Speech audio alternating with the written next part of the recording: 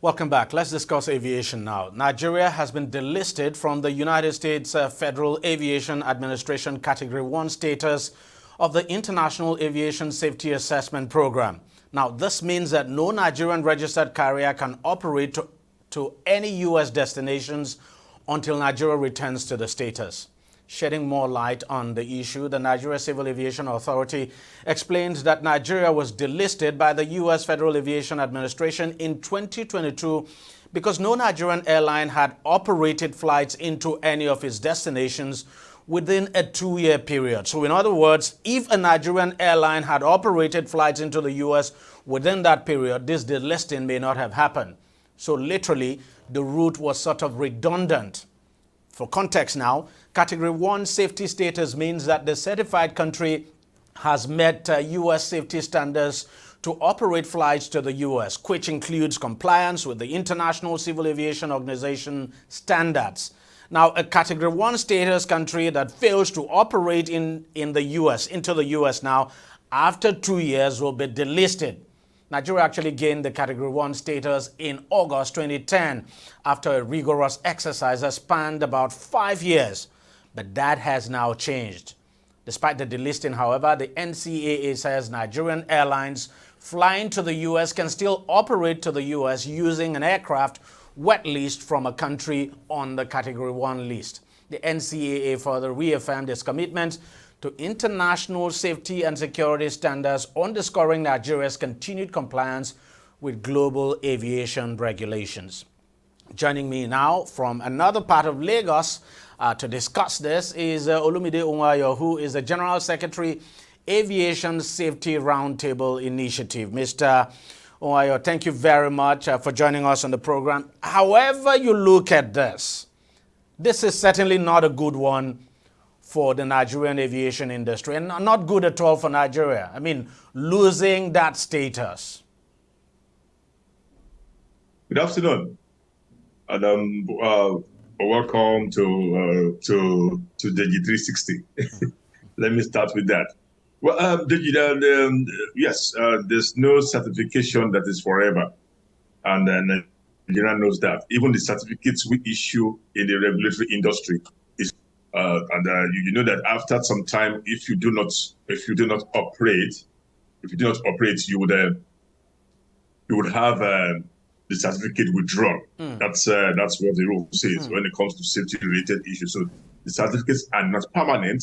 They are meant for you to use at a certain period, and once it's not used, it's taken back. So we are not surprised, and that for the Category 1 was taken about 2 years ago. Was not a recent thing. We just that all the while it was kept quiet, and it didn't leak to the media. But recently, the journalists brought it out, and everybody has said that is true, and that's been taken over 2 years ago. And then when we got it the last time, it was a bragging right for us in the aviation industry in the continent. We now became instructors, regulator, and supporting most of the some other African countries on how to get their safety certification in the right direction. We use this to lead the Banjul Accord and lead the most of West African safety issues. But unfortunately, we have been delisted. Luckily, we have not been downgraded. So let me understand this. If we were to come back to the Cat 1 status now, does it mean we're going to go through all those processes? I mean, getting there, we were told it took us about 5 years. So does it mean it's going to take us another 5 years to get back to Cat 1? It was a long, difficult, expensive route to get that Cat 1. And that was because that was the first time we actually pushed for the Cat 1, and we had an airline that was ready and was able to run through, had the financial wherewithal to go through the process and get the Part 129 certification from the FAA to operate into America. Now, would we spend 5 years to get it to be reinstated? I don't think so, and I just hope it will not get to that. we have the process. We know the procedure. All we just need to do is go back into those. There's always a checklist, and if you prepare well, then you would pass well and you finish on time. It's when you leave it to lay down there, then that's when you now spend some time and then be downgraded. You remember, we just struggled to go through the CAO certification process. We barely passed, and there was a worldwide phenomenon whereby almost every country was struggling with the new rules and regulations. Then we have enough time now to tidy up the loose ends, and most importantly, the airline we are going to be presenting as a flag bearer, on that route should also be prepared to learn from what happened to ARIC and ensure that all documentation, certification, and all professional training is needed, and flight simulation hours and flight test hours all are in place, and they'll be able to fund it when the time comes, because they will not bend the rules on certifications. Then moreover, we shouldn't feel bad that we are delisted. There's virtually no safety or security certificate that is permanent. It has a lifespan. But then let's even face it. Let me ask you this. Do we even have any airline at the moment that even has the capacity to fly that route, that has the capacity to do it? I will not sit down here and say there is no airline that we don't have any airline that is eligible to go on the route. I'm not talking about whether the airline is eligible. I'm talking about the capacity, financial capacity, the fleet capacity, and all of that. Yeah, if you remember when ARIC started, ARIC did not use the aircraft. They had to use this high fly for Portugal. So you don't have to own the aircraft to operate. You might probably just get an aircraft from lease an aircraft or wet lease or dry lease one from an organization that is whose base is compliant with category 1. Who has a Cat 1 status. So you could use that to start before you begin to own your own. That is allowed.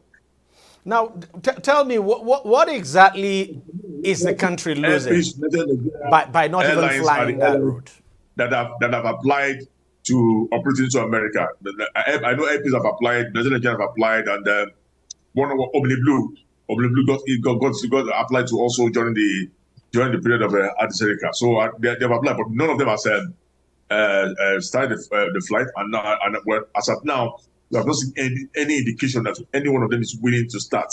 So until when one is willing, asking the FAA team to come to Nigeria and do the necessary auditing for us to be reinstated would be a waste of time, because when if you are reinstated, you cannot be reinstated by an airline that's going to operate into the US. And if you are reinstated and that airline does not operate within 2 years, then the whole process you are going to be delisted again and start that process all over again. Are we losing anything at all by not having any of Nigerian Airlines now fly to the US? Oh, definitely yes. Definitely yes. Well, you cannot be wrong supporting your own. And you always see the effect of having your own local carrier on the route. You see what was happening with the crazy fares on the Lagos-London route before Airpeace came on board. And that has helped to stabilize the price a bit. And I expect that the price will begin to go down further and benefit consumers.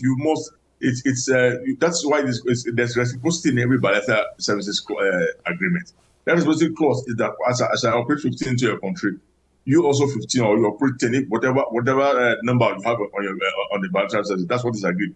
The both parties are supposed to operate, not one-sided. So we have not been able to do that because we do not have an airline that is strong enough, big enough, and we've not been able to attract foreign direct investment from them to participate in investing in a carrier. So that's something we need to address and look into. Mr. Olumide Onwayo, the General Secretary, Aviation Safety Roundtable Initiative, thank you very much for your time, and thanks for honoring our call. Thank you for having me. Thank you so much. Well, that's how much we can take on the program this week. We thank you very much for watching. I'll see you again next week. Bye-bye.